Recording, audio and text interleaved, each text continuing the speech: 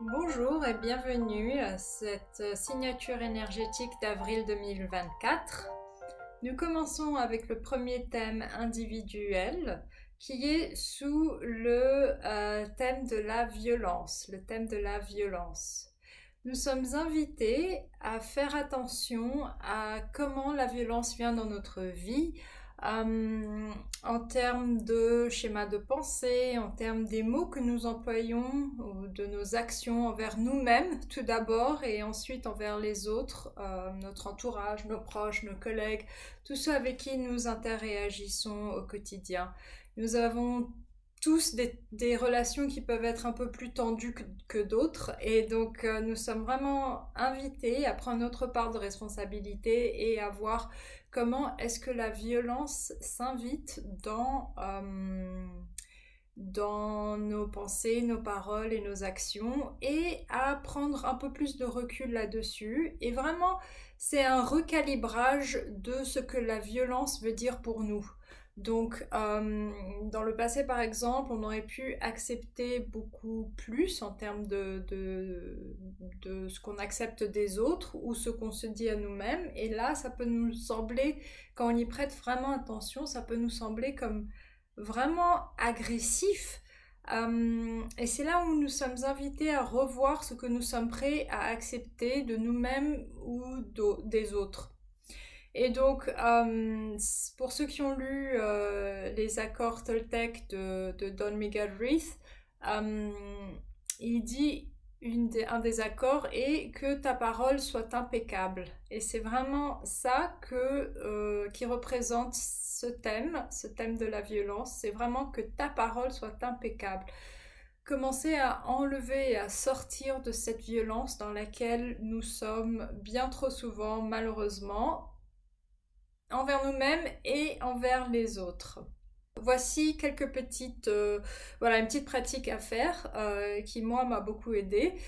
Première, c'est prise de conscience, donc faire une liste de tous les mots, le vocabulaire ou les schémas de pensée ou les actions qui me semblent violents, que j'utilise soit envers moi-même, soit envers les autres, mes proches, etc.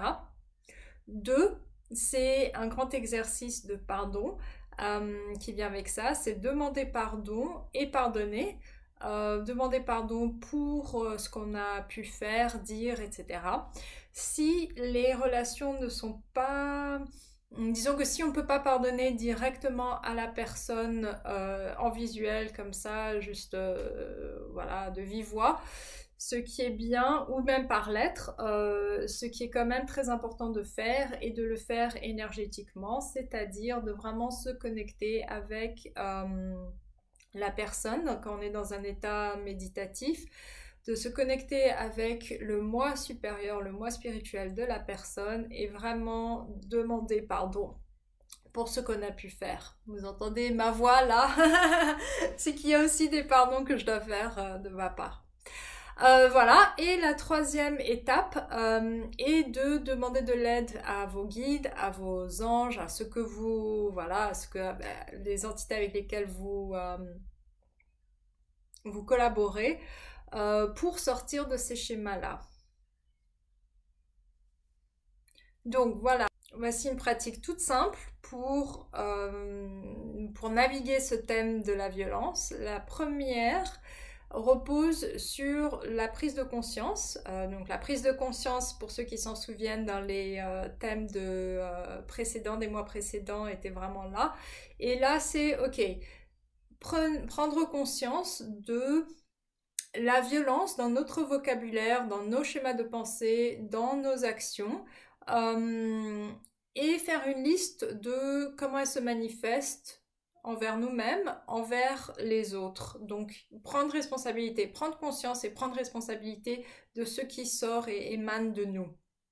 La deuxième étape dans cette pratique-là consiste à demander pardon et à pardonner.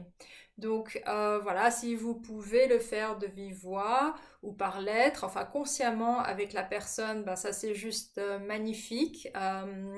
Rappelez-vous d'être centré dans votre cœur ou votre cœur supérieur. Donc là ou là, vraiment d'être centré dans le cœur.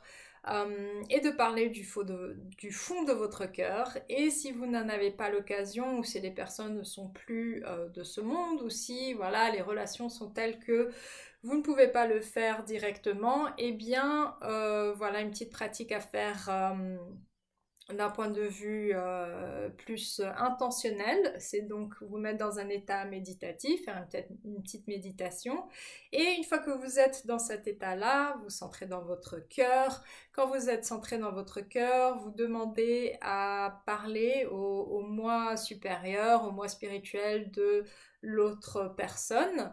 Et là, vous parlez de votre cœur, vous demandez pardon et vous recevez un pardon si jamais c'est d'actualité aussi. Et la troisième étape est de demander l'aide de vos guides, de vos anges, enfin de ce avec quoi vous raisonnez, pour vous aider à vraiment identifier et à prendre conscience de ces moments-là encore au quotidien et de transformer cette violence et de commencer à remplacer ces schémas de pensée, remplacer ces actions, ces comportements vers quelque chose de beaucoup plus harmonieux et paisible.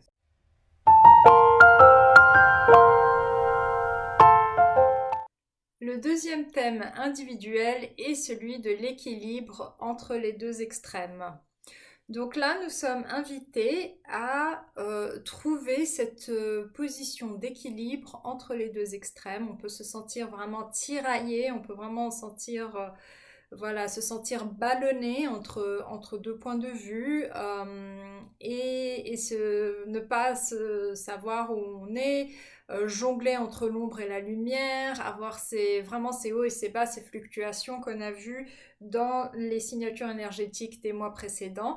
Et bien là, nous sommes invités à ce point de neutralité entre les extrêmes et à trouver cette force en nous qui nous permet de nous élever au-dessus de ces extrêmes et ne pas nous laisser justement prendre parti d'un côté ou d'un autre et vraiment à nous centrer dans notre cœur et à trouver la compassion envers les autres. Donc par exemple, ça peut être difficile de pardonner à quelqu'un, quelque chose qu'on a mentionné juste avant, et bien là, on est vraiment invité à se connecter avec, pourquoi est-ce que l'autre exerce de la violence? Qu'est-ce qui fait que dans leur vie, ils ont eux-mêmes été maltraités au point qu'ils répercutent ça, il ou elle, hein, je parle, c'est inclusif, répercutent ça dans leur monde et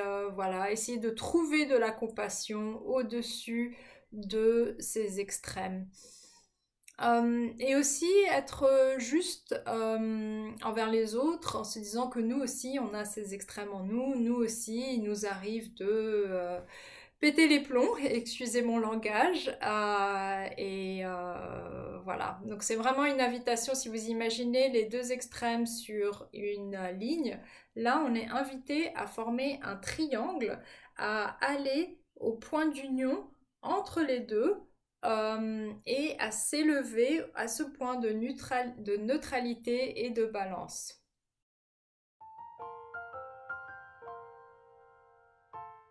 Le premier thème collectif de la signature énergétique d'avril est celui de tempérer l'ardeur. Donc on ressent vraiment cette énergie de printemps et il semble y avoir un grand focus sur les chakras du bas, donc le plexus solaire, le sacral et la base. Encore contente qu'il puisse y avoir la base, voilà, autant que possible. Et là c'est vraiment un focus sur les instincts primaires et les réactions plus physiques, plus charnelles. Et donc, comme thème, cela nous demande de tempérer un peu cette ardeur, de ne pas se laisser être pris par ce mouvement comme ça, hâtivement, sans vraiment voir les conséquences, euh, sans vraiment voilà, voir ce qu'il en découle, ce qu'il en est vraiment, ce qu'il en est vraiment.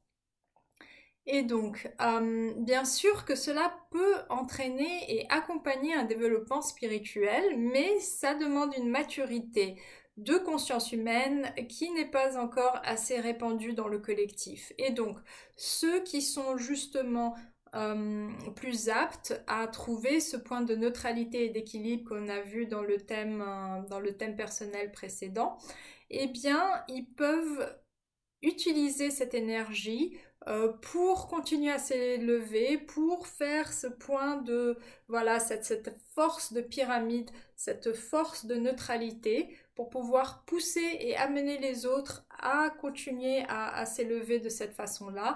Et aussi, ça les invite à une sorte de lâcher prise et de confiance en l'univers. Et ça commence un peu, voilà, à mettre les bases pour que petit à petit le reste se fasse. Et donc il y a vraiment ici dans ce thème de tempérer l'ardeur, de vigilance vis-à-vis des énergies et de ne pas voilà, suivre aveuglement ce qui se passe.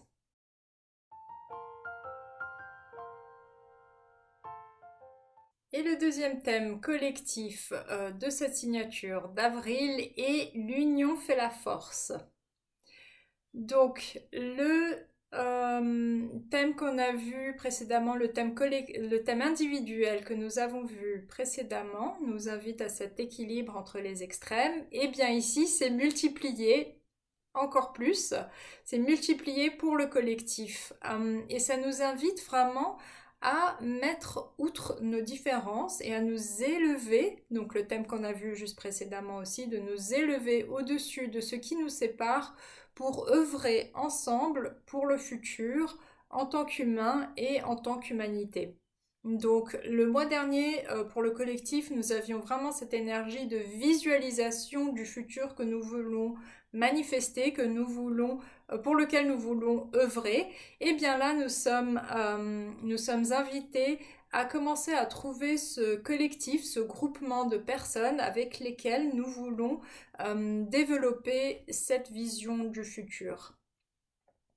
Et donc ça demande bien sûr une maîtrise de la violence, donc le premier thème individuel que nous avons vu, et aussi de tempérer l'ardeur un peu du thème collectif que nous avons vu juste avant aussi, afin de définir le collectif et de l'implémenter ensuite, de vraiment faire ce chemin de route de la vision en tant que tout, en tant que collectif. Donc c'est aussi être dans le dialogue, écouter les points de vue des autres, être ouvert et dans l'acceptation de ce qui n'est pas le nôtre aussi, sans juger c'est le mien, c'est pas le mien, c'est bien, c'est pas bien, etc. C'est vraiment utiliser la force du collectif, l'union fait la force.